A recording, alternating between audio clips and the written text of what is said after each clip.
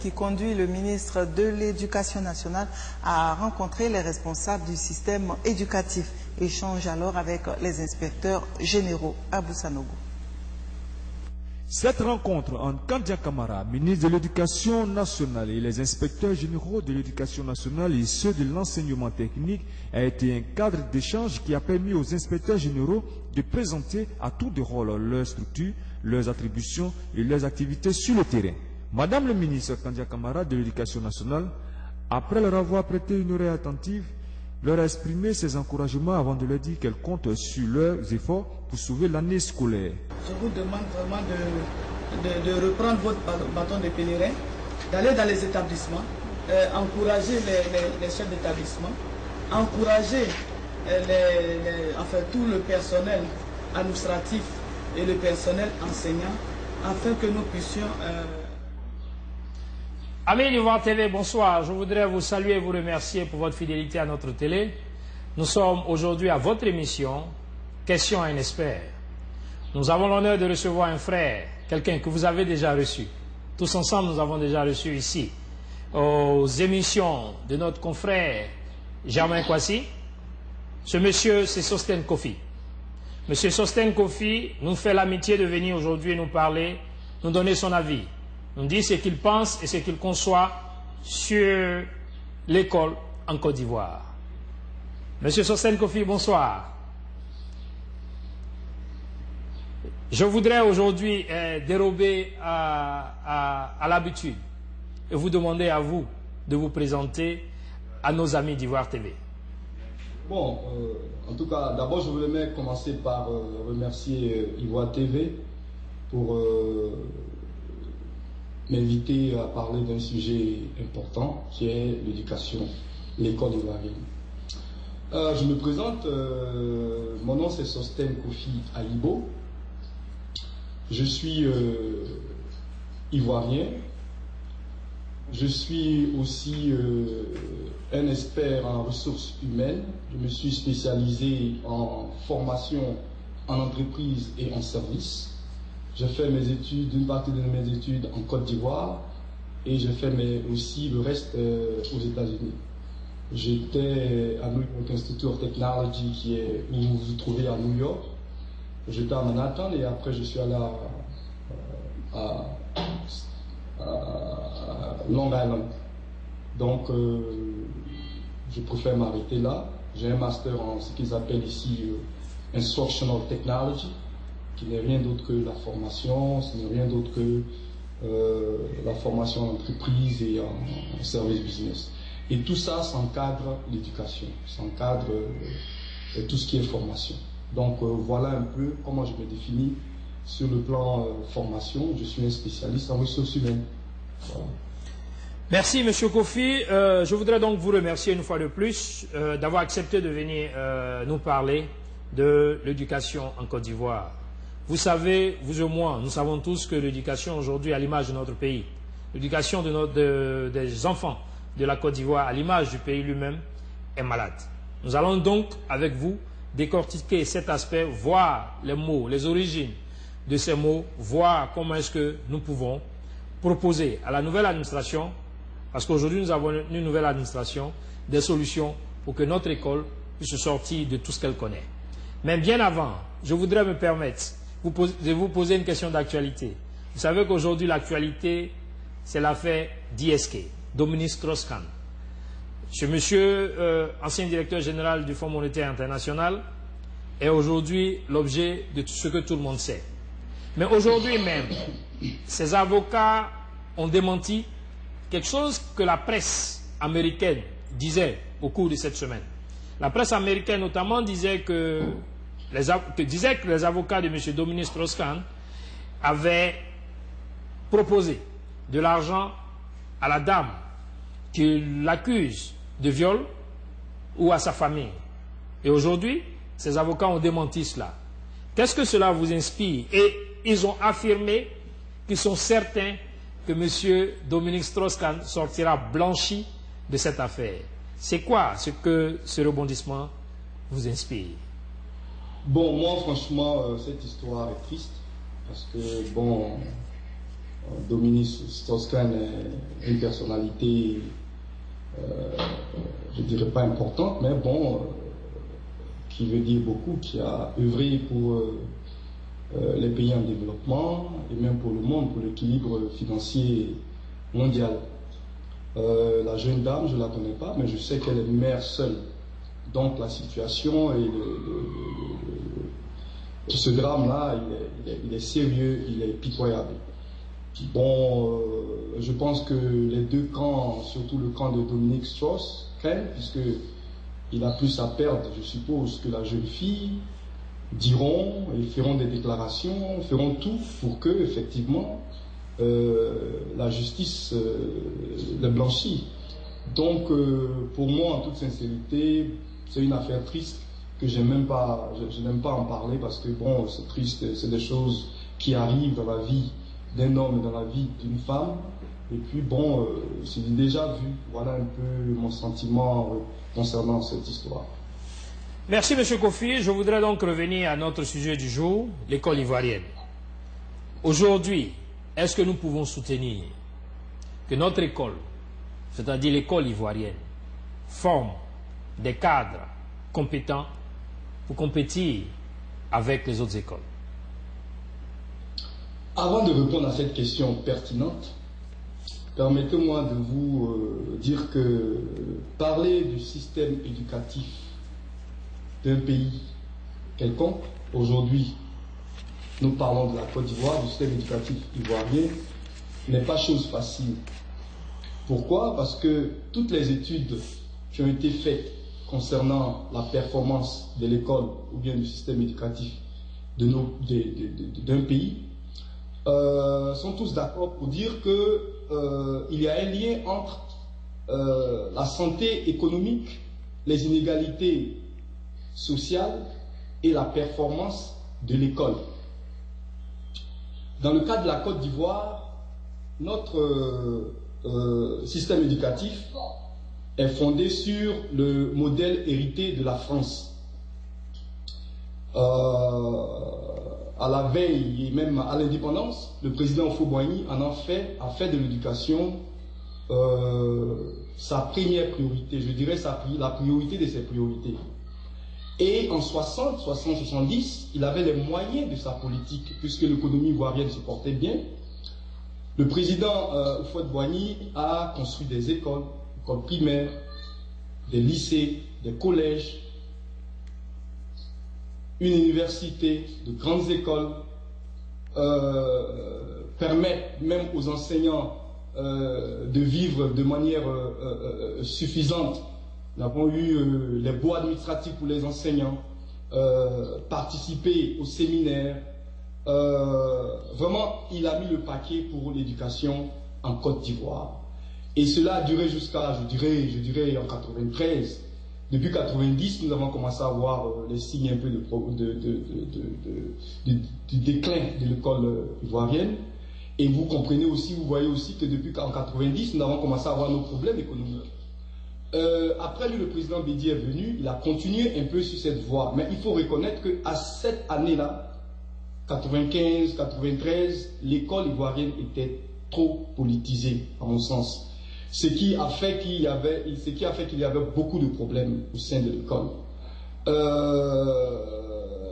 1999, le coup d'État a empiré les problèmes.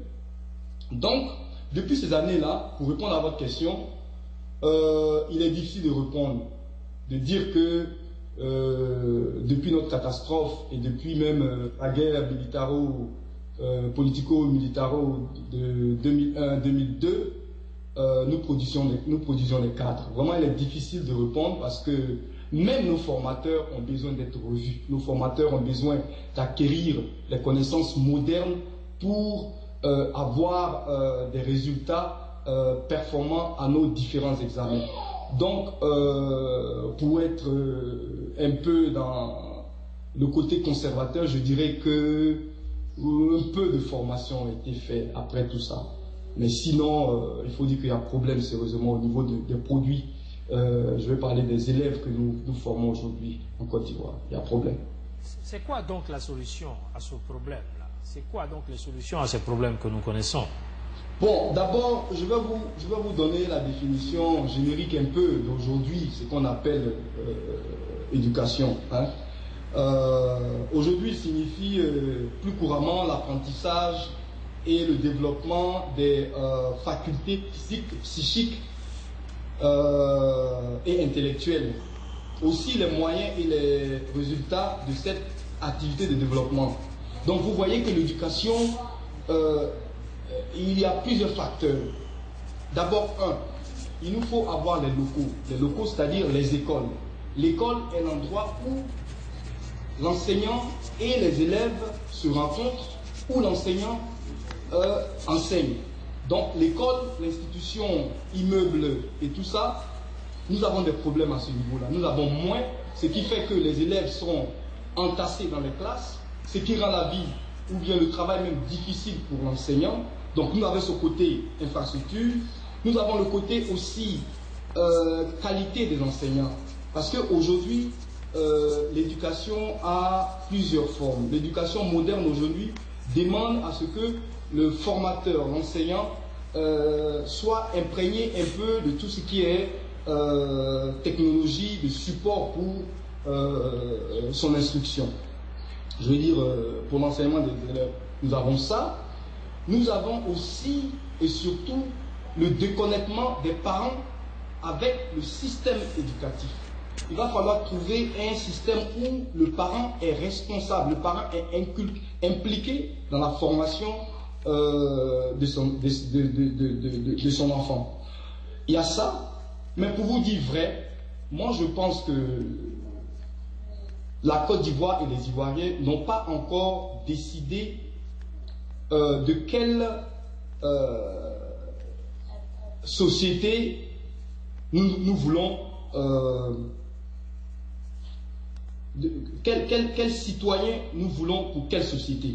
Parce que si nous décidons le type de citoyen, ça permet aux enseignants de former nos Ivoiriens, parce que quand on ne forme pas forcément pour aller travailler dans une structure, effectivement c'est l'objectif premier, mais aussi c'est pour rendre la société vivable. Nous formons pour que le citoyen se porte bien, le citoyen se comporte et le citoyen cherche à résoudre les problèmes de son pays. Donc l'éducation a plusieurs volets.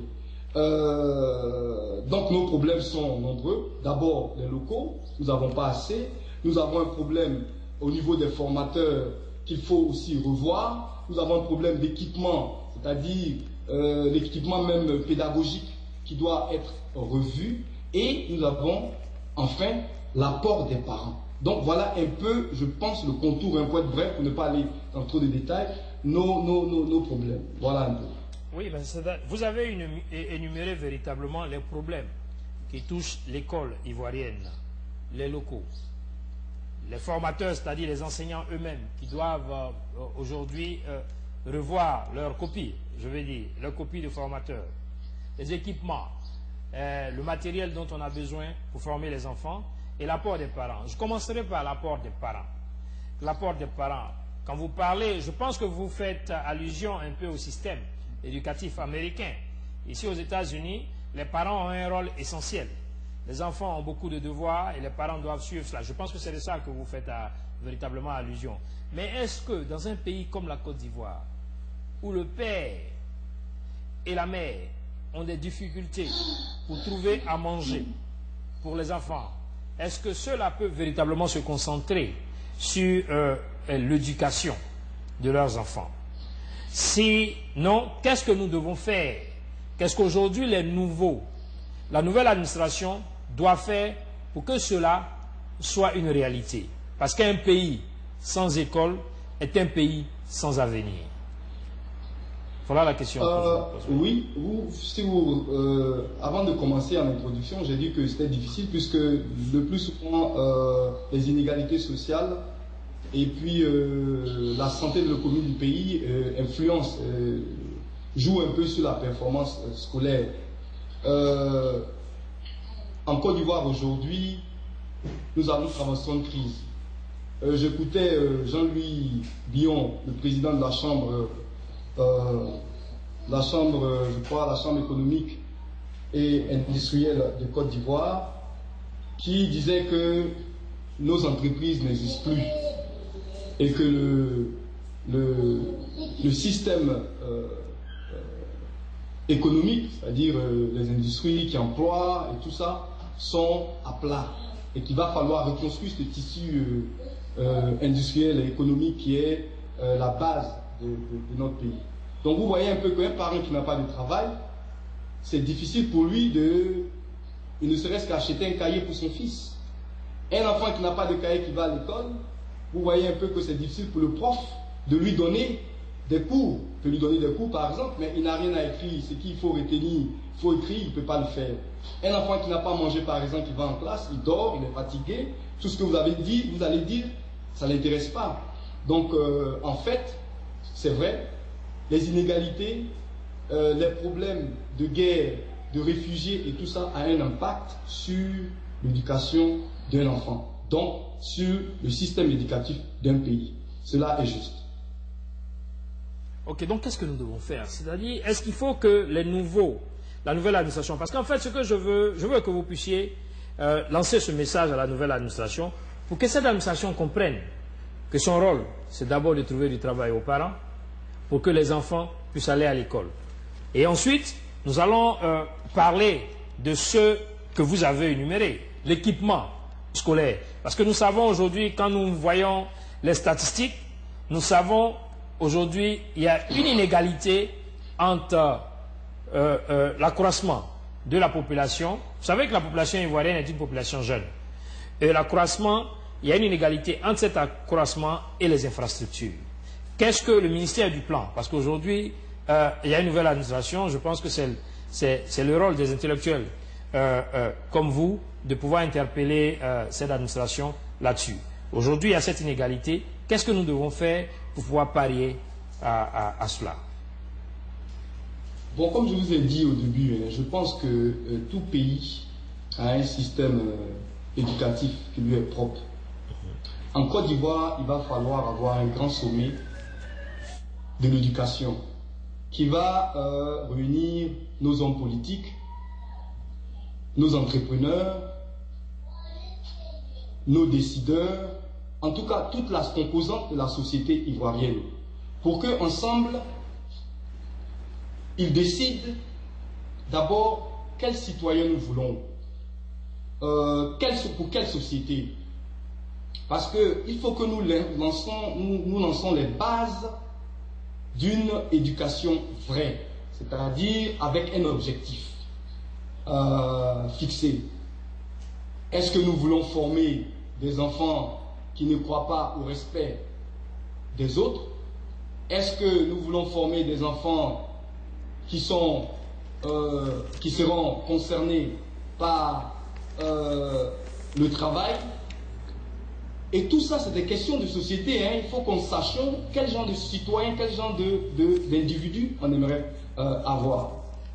Alors, une fois que cela a été fait, il faut penser aux moyens, parce que l'éducation, il est vrai, il est cher, mais il n'est pas plus cher que les prisons et les guerres avec des rebelles et des enfants qui vont en guerre. Je ne pense pas que l'éducation soit plus chère que cela.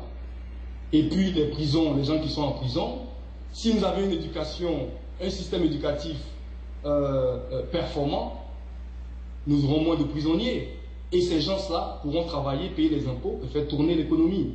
Donc en fait, pour moi, il faut que la société ivoirienne, il faut que nous ayons un sommet en Côte d'Ivoire pour parler de l'éducation, pour parler des problèmes de l'éducation et ensemble décider des voies et moyens pour sortir de cela.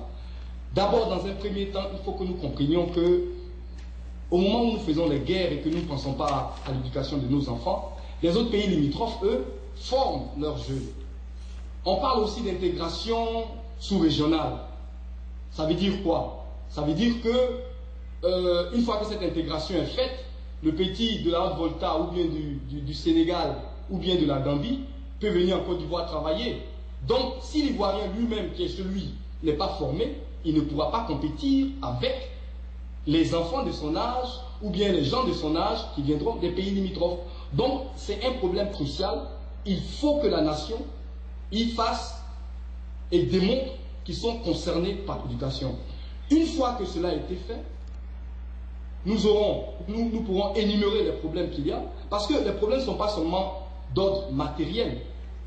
Il faut que nous sachions sincèrement quel genre d'Ivoiriens nous voulons former. Comme je l'ai dit, notre système est un peu calqué, il est même hérité du système français. Chaque pays, aujourd'hui au moins, a un système propre à lui. Je ne dis pas que le système que nous avons calqué est mauvais, puisque ça formule plein de cadres, mais j'ai l'impression qu'il est un peu dépassé. Parce que nous formons beaucoup de cadres qui ne sont pas le plus souvent opérationnels. Je veux dire, qui n'ont pas d'impact sérieux sur nos systèmes. Oui, mais c'est pas parce qu'il n'y a pas d'adéquation entre la formation et les offres d'emploi. Est-ce que cela n'est pas la faute aux hommes, à la politique mise en place par les administrations qui se sont succédées?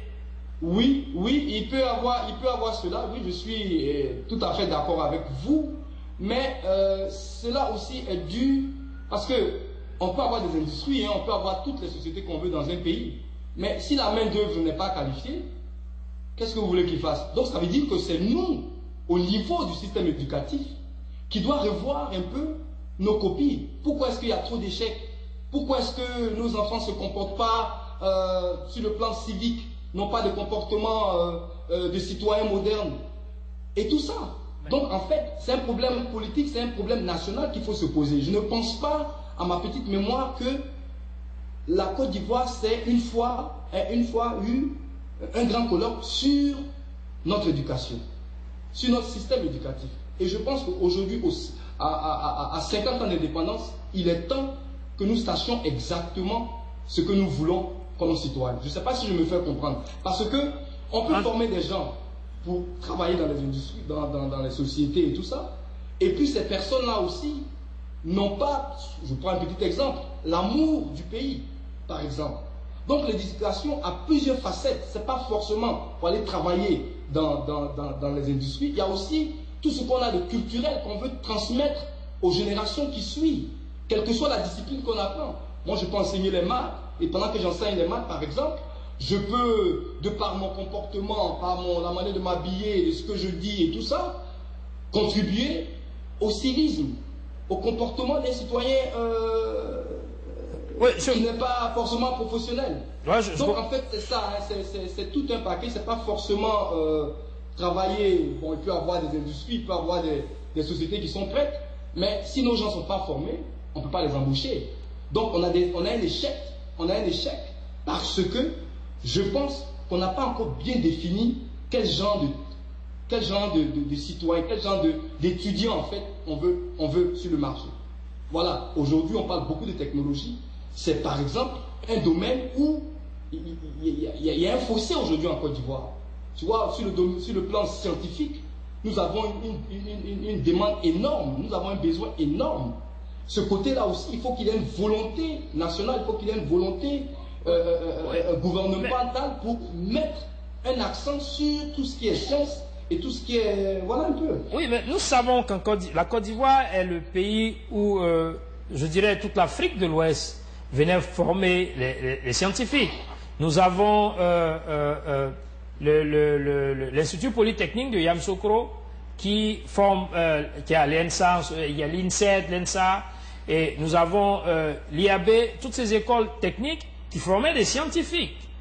Et je sais que dans le temps, quand le président Oufouette était au pouvoir, et même je pense juste aussi quand le président Bédié était là, des Ivoiriens bien formés en Côte d'Ivoire étaient aptes étaient les meilleurs dans l'Afrique de l'Ouest. Donc cette volonté politique scientifique, je pense qu'elle existait. À la base, il y a sûrement quelque chose qui l'a fait disparaître. C'est quoi? cette chose, Monsieur Kofi, vous qui êtes expert? Je pense que c'est notre situation économique qui n'a pas suivi avec nos produits universitaires, c'est-à-dire nos grandes écoles, les gens qui sortaient. À un moment, ils avaient du travail et après, il y avait plus de boulot pour eux. Parce que d'abord, la situation économique du pays, avec tout ce qu'il y a eu comme ajustement structurel et tout ça, a fait que il y a plein de sociétés qui ont été transformées.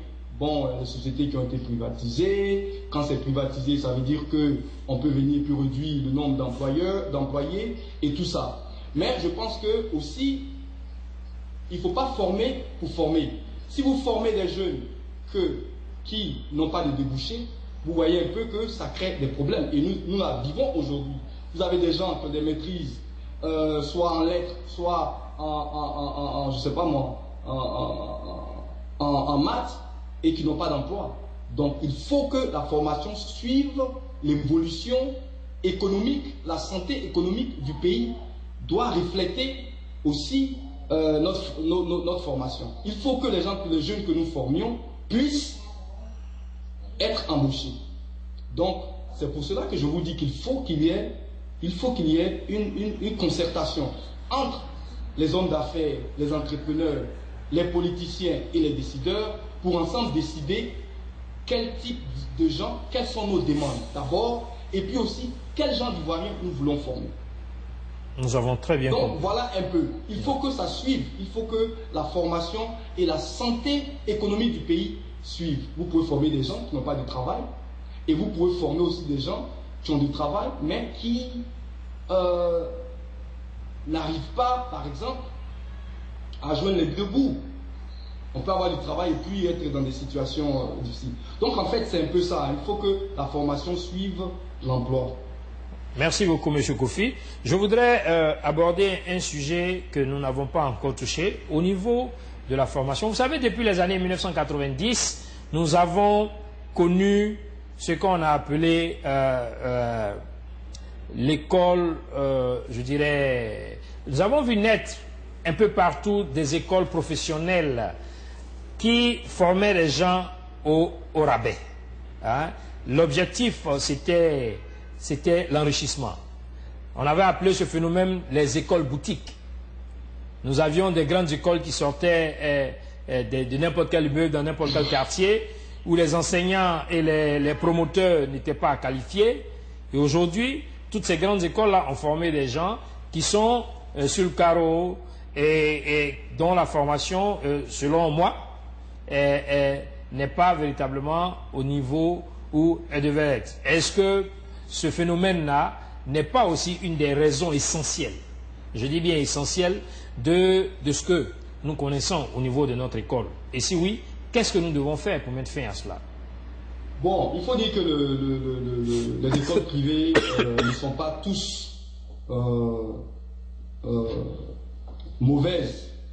Je pense que c'est parce que l'État, dans un premier temps, ne pouvait pas répondre à toutes les demandes, c'est-à-dire que l'État ne pouvait pas trouver la place dans les écoles pour tous les élèves et étudiants, ce qui a fait que, bon, il y avait un vide.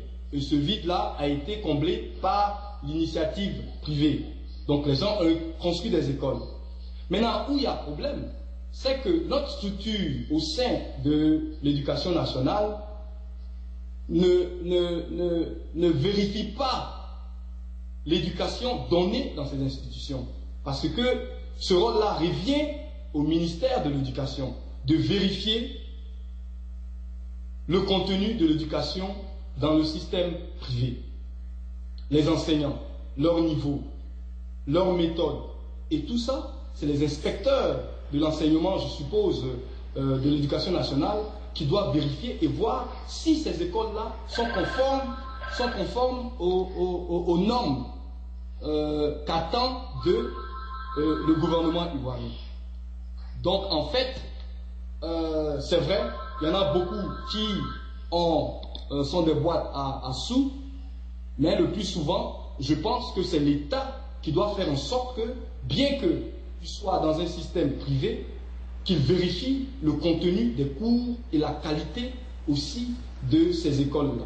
Donc voilà un peu où il y a problème. Mais sinon, c'est bien que l'État se dégage un peu de tout ce qui est enseignement de manière, comment on dit ça, étape par étape, c'est-à-dire que, bon, où ils ne peuvent pas combler, qu'ils lèguent ça au privé, mais en même temps, ils doivent vérifier le contenu de l'enseignement parce que c'est des Ivoiriens qui y vont. Et ils veulent que les Ivoiriens soient bien formés, donc vous contrôlez le contenu de l'enseignement donné dans ces établissements privés. Voilà un peu.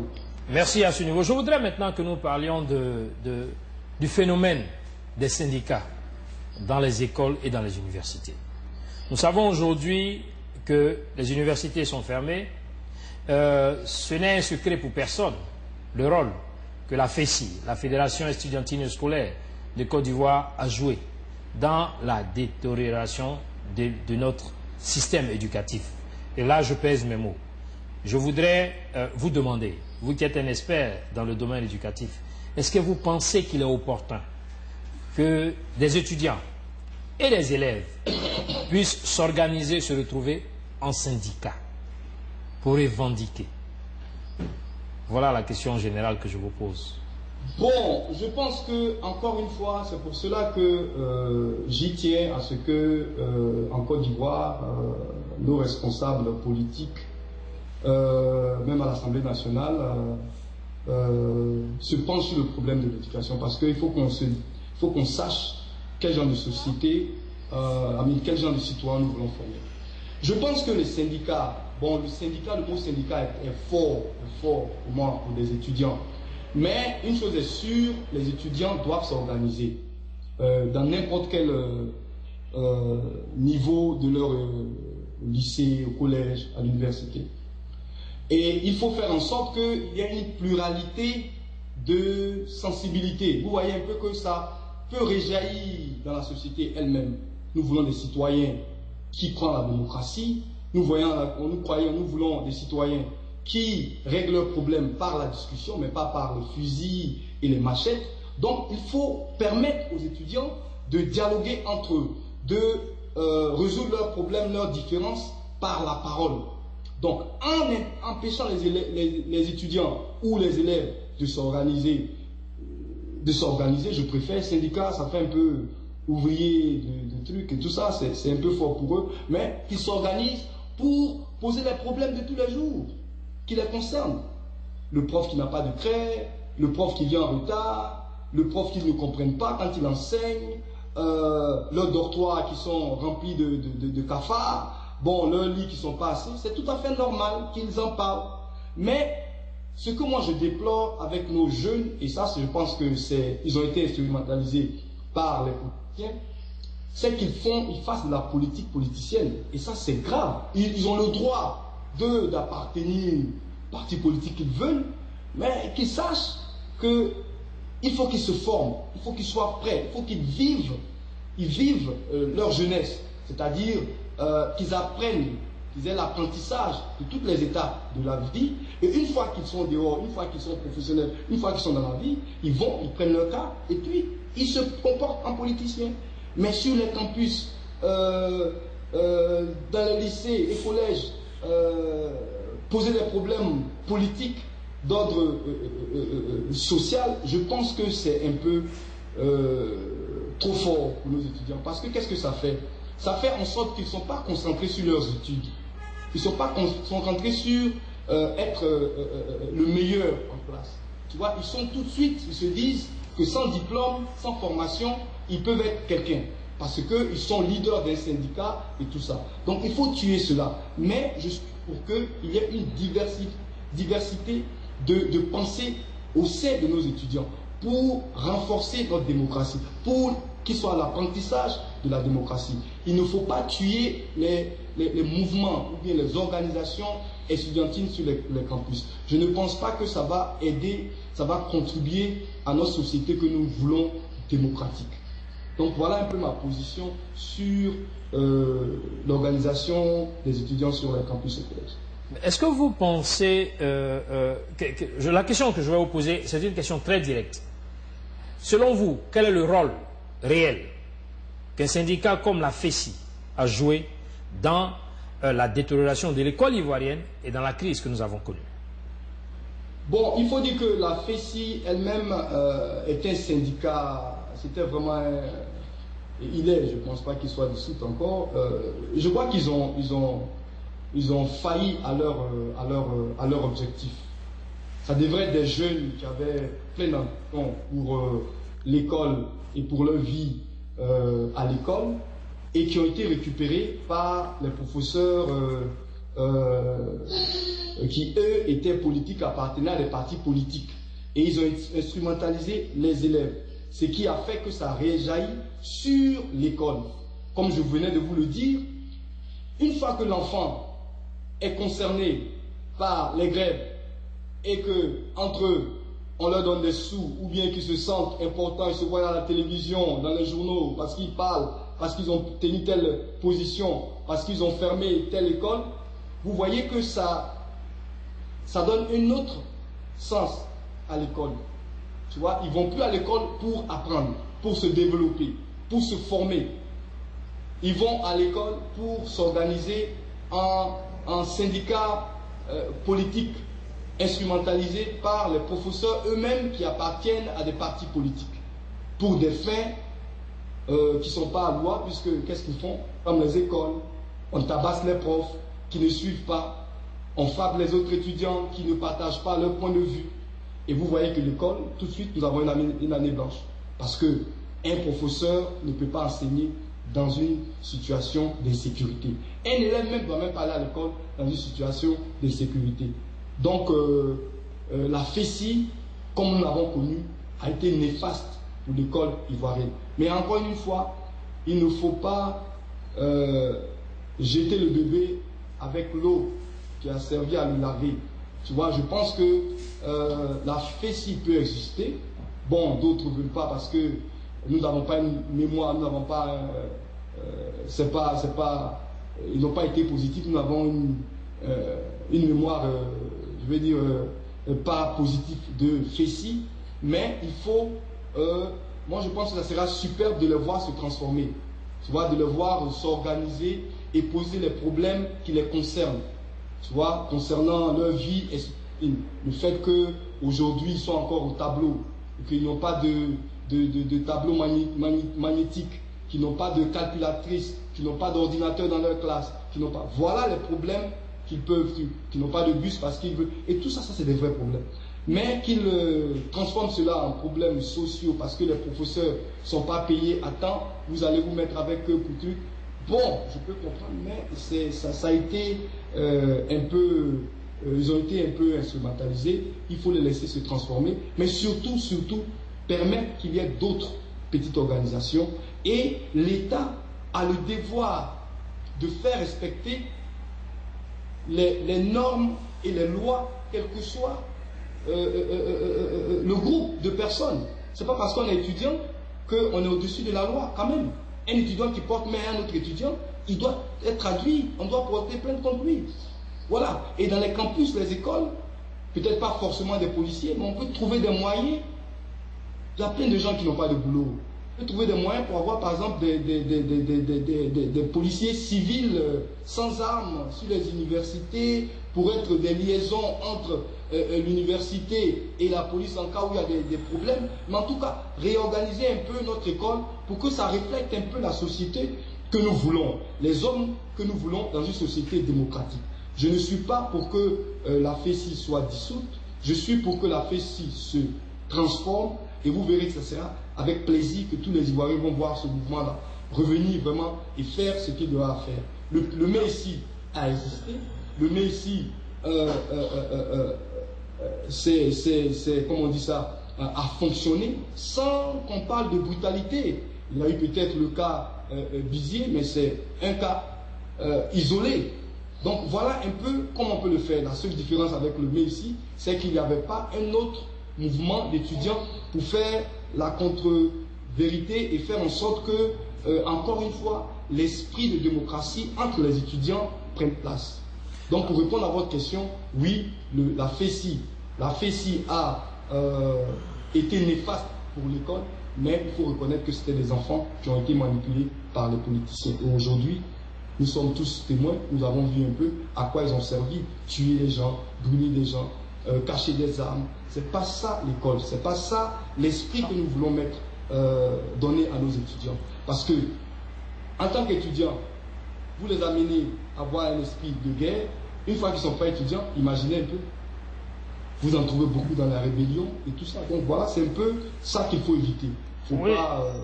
Est-ce que le moyen le plus sûr pour éviter cela, c'est pas de mettre fin à l'existence et la formation des syndicats?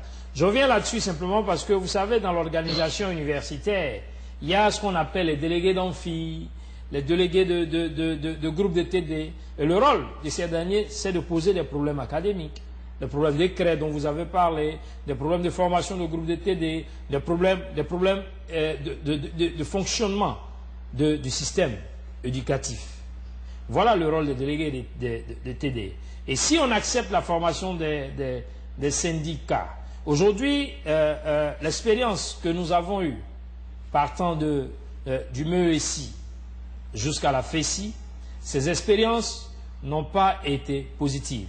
Et quand nous les comparons à ce que nous avons ici aux États-Unis, où les formations syndicales sont interdites dans les universités ici, nous avons rarement ce genre de problème-là dans ces universités. Est-ce qu'il ne faut pas, selon vous, renforcer la création des clubs, parce que les étudiants sont là pour étudier, et donc les clubs de géographie, les clubs académiques, pour que ces derniers puissent essentiellement se concentrer sur leur formation académique, au lieu de pouvoir permettre la formation des syndicats. Parce que vous savez que dans les universités, la formation syndicale dans les universités découle dans des écoles où il y a des mineurs qui sont véritablement la solde de quelque manipulation que ce soit. Donc est-ce que véritablement vous ne pensez pas qu'au lieu de permettre la formation des syndicats, vous avez dit que le thème syndicat est très fort, mais il faudrait encourager la formation des clubs académiques pour que ces problèmes dont vous parlez soient véritablement posés et résolus. Voilà la question que je vous pose. Je pense que les clubs académiques existent toujours. Hein? Les clubs académiques, les clubs d'anglais, les clubs d'espagnol, les clubs même religieux existent toujours à l'université d'Abidjan et dans les écoles. Oui. Mais la FESI est le parapluie de toutes ces organisations-là, je suppose. Donc, je pense que ce qu'il faut faire, c'est, comment on dit ça, faire en sorte que la loi soit appliquée par tous les citoyens, même les étudiants. Sinon, par exemple, si moi je suis étudiant en philosophie, que j'aime l'idéologie marxiste, que je veux créer un club de marxistes, on ne doit pas me l'interdire.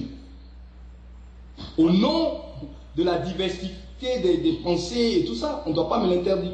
Mais ce qu'il ne faut pas faire, ce qu'il ne faut pas permettre, c'est de faire passer ce club-là, ou bien ce syndicat-là, comme étant le chef suprême, le groupe qu'on ne peut pas toucher, qui fait tout à l'université. C'est là où il y a problème. Parce que le pouvoir, je prends un exemple, le pouvoir, l'ex-pouvoir du FPI, qu'est-ce qu'ils ont fait? Les étudiants, la FESI, étaient instrumentalisés. La FESI se comportait en roi absolu sur les campus et collèges. C'est là où il y a eu débordement. Puisqu'ils peuvent frapper, ils peuvent empêcher même d'autres groupes de se former, et que l'État ou bien nos institutions ne disent rien. Non, monsieur, donc, voilà un peu. Oui, mais monsieur Kofi, le problème... C'est ça le problème, sinon ce n'est pas le fait même qu'ils soient organisés. Les gens doivent, je pense, peuvent s'organiser, mais il faut qu'ils comprennent qu'il y a une loi et que bon, vous pouvez penser, vous pouvez rester dans votre cadre estudiantin de réflexion et d'expérimentation et tout ça, mais ce n'est pas la fin du monde et que vous n'êtes pas le super homme sur le campus. Voilà un peu l'esprit quoi qui tue. Je suis d'accord avec vous. Mais vous savez, sous le président Henri Konan Bédié, la FECI, qui était initialement un syndicat, comme vous le dites, comme tous les autres, avait, de par son comportement, était tombé sous le coup de la loi et l'État avait pris la décision de la dissolution de cette structure. Mais nous avons été confrontés à l'incapacité de l'État de pouvoir faire appliquer une telle décision, puisque les étudiants étaient insaisissables véritablement. Est-ce que si on permet l'installation des syndicats, parce qu'initialement, c'est pas pour revendiquer, comme vous l'avez dit, faire de la politique politicienne, initialement, c'est pas pour cela, mais est-ce que dans l'évolution des choses, le comportement ne va pas changer? Est-ce qu'il ne faut pas mettre un terme à cela et permettre à ces petits clubs académiques dont nous avons parlé d'émerger? Parce que nous reconnaissons que la FECI a empêché ces clubs de pouvoir véritablement s'exercer et voir le jour, ou disons fonctionner sur les cités et les campus universitaires. Surtout que, excusez-moi, surtout que nous voyons ce que ça produit d'être responsable de syndicats comme la FECI. Je pense que les mouvements d'étudiants, bon, je vais utiliser votre terme, les syndicats d'étudiants, il faut reconnaître que nos gouvernants ont échoué à l'approche. Okay. C'est-à-dire qu'il ne faut pas chercher à empêcher. Mais ils sont jeunes, ils sont dans leur âge ils éclorent, ils sont curieux, ils s'organisent. Ce qu'il faut faire, c'est de permettre à d'autres groupes de s'organiser pour faire la contradiction et puis superviser tout ça. Faire en sorte qu'un groupe n'empêche pas l'autre de fonctionner ou que l'autre aussi empêche l'autre de fonctionner pour que ça soit sain. Mais quand un État cherche à supprimer un groupe d'étudiants qui est, moi je pense qu'ils ont échoué parce qu'ils ne sont pas allés à la source du problème. Nos jeunes étaient instrumentalisés, nous savons qu'ils faisaient la politique, ils étaient instrumentalisés. Donc, en cherchant à les étouffer, vous créez d'autres monstres ailleurs, les syndicats professionnels et même, oui, professionnels, viendront à leur rescue, par exemple, à leur secours.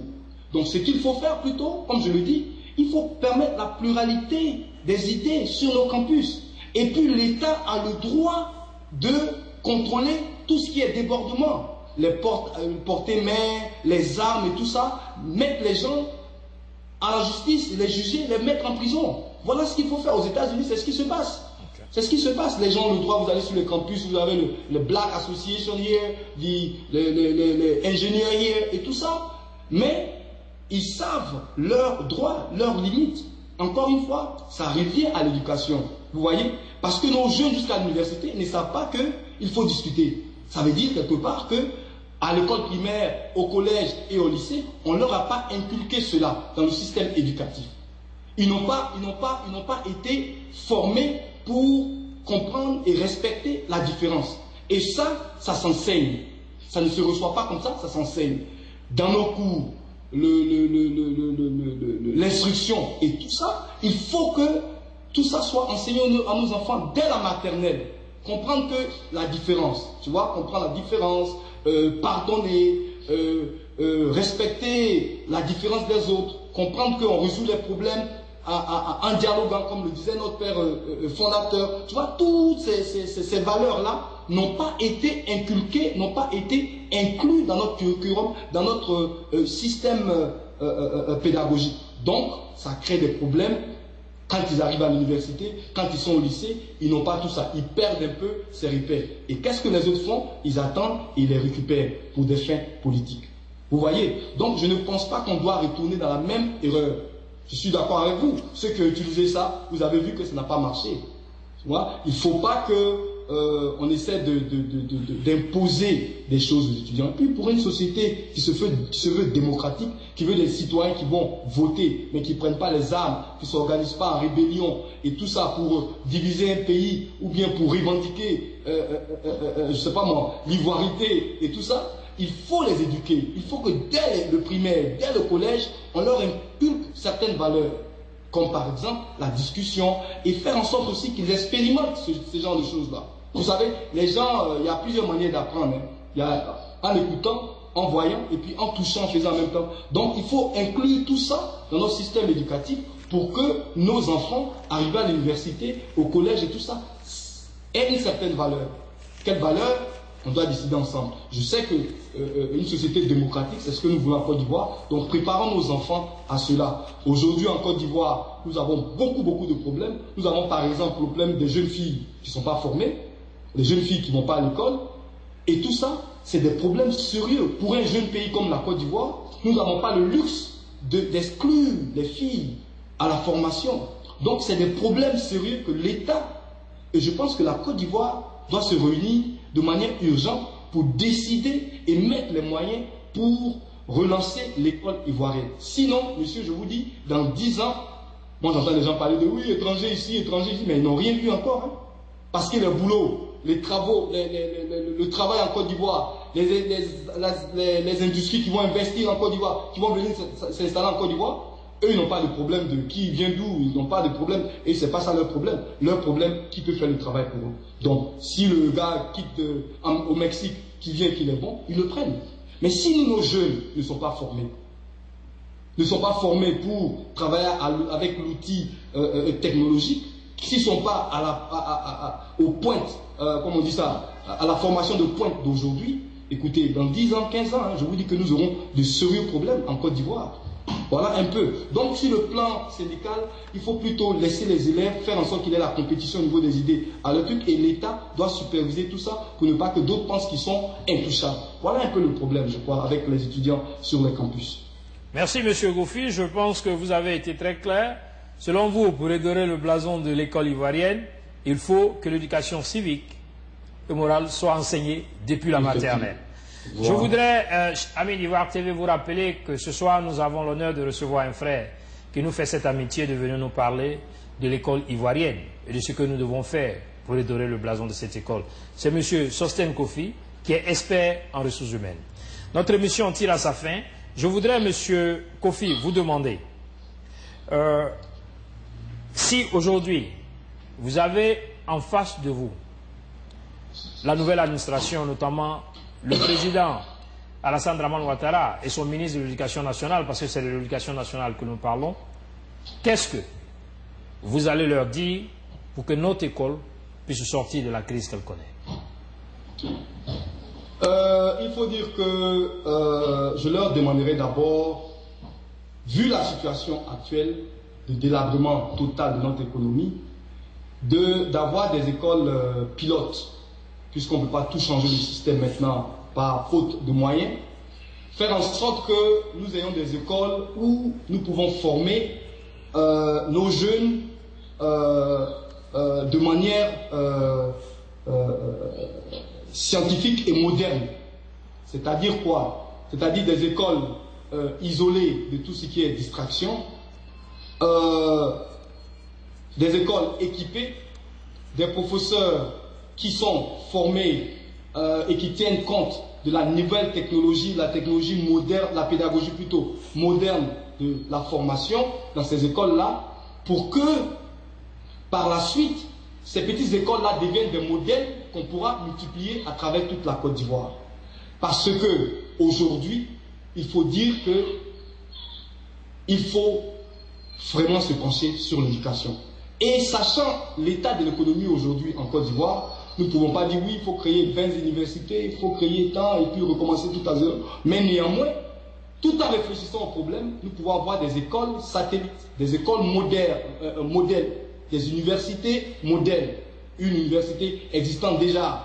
On fait en sorte que les conditions de formation et surtout où est la demande, c'est-à-dire former des gens pour la demande à court et à long terme. Une fois que ces expériences-là ont marché, nous pouvons les multiplier à travers la Côte d'Ivoire.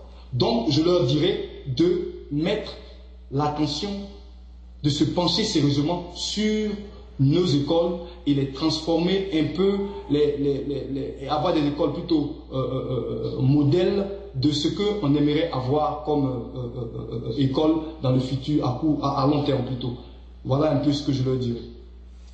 Amis de Voir TV, je voudrais vous informer ou bien vous redire, parce que vous le savez déjà, que nous sommes aujourd'hui à Question à un expert où nous parlons de l'école ivoirienne. Monsieur Sostène Kofi nous fait l'amitié de répondre à notre invitation. Je voudrais, chers frères, vous dire que notre émission est pratiquement à sa fin. C'est à vous que je vais demander le dernier mot. Je pense que la Côte d'Ivoire se veut une société moderne. Donc, il nous faut former des hommes modernes. Aujourd'hui, le monde est interconnecté. Nous sommes dans une globalisation. Il va falloir former des citoyens qui sont aptes et prêts à travailler et à fonctionner dans ce monde. Aussi former des citoyens qui peuvent résoudre nos problèmes, immédiats comme futurs. C'est ça un peu que la Côte d'Ivoire doit faire. Parce que si nous voulons compétir, si nous voulons être performants, il faut que nous ayons une école forte, structurée.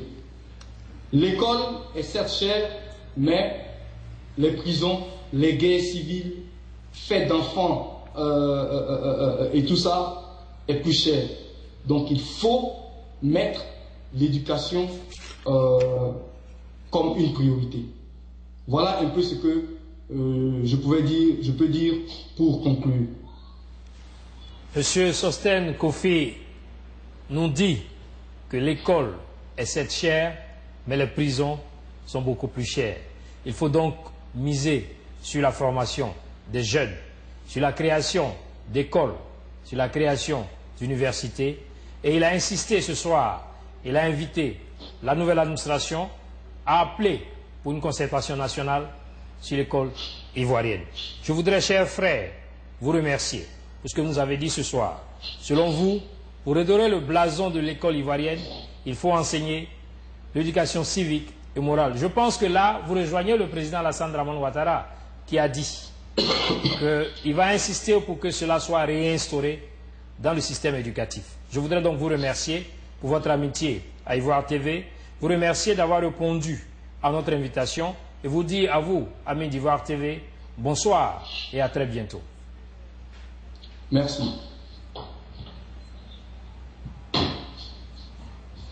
Éducatif échange alors avec les inspecteurs généraux à Boussanogo. Cette rencontre entre Kandia Camara, ministre de l'Éducation nationale, et les inspecteurs généraux de l'Éducation nationale et ceux de l'enseignement technique a été un cadre d'échange qui a permis aux inspecteurs généraux de présenter à tour de rôle leurs structures, leurs attributions et leurs activités sur le terrain. Madame le ministre Kandia Camara de l'Éducation nationale, après leur avoir prêté une oreille attentive, leur a exprimé ses encouragements avant de leur dire qu'elle compte sur leurs efforts pour sauver l'année scolaire. Je vous demande vraiment de reprendre votre bâton de pèlerin, d'aller dans les établissements, encourager les chefs d'établissement, encourager tout le personnel administratif et le personnel enseignant afin que nous puissions atteindre la vitesse de croisière. Espérons que les efforts des premiers responsables de l'éducation nationale seront compris par les élèves afin qu'ils se mettent au travail.